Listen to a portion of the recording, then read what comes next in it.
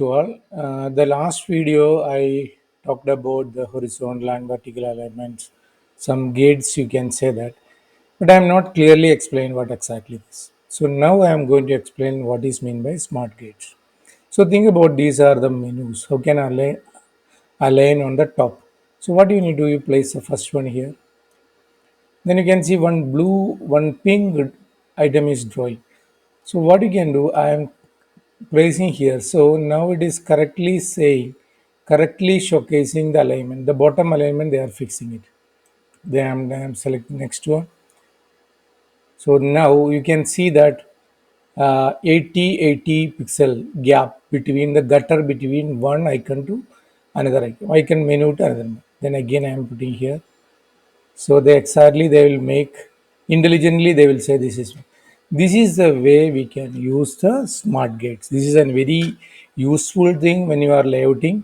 Photoshop is a mainly a layouting tool. So you need to layout a lot of objects. This is a easy way you can layout. Another one is same thing. I want to arrange 4 pictures. So vertical alignment I am doing properly.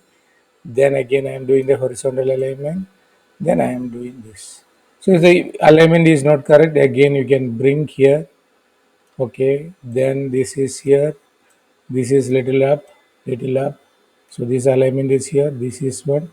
This alignment is correct. And if you want to, this gap will be same. You can align like that.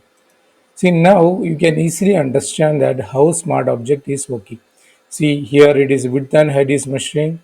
This also measuring the gap 46 pixel. Here also it is specifying what is the gap between these two. Move this, only we can place it. Clearly explain what is the gap.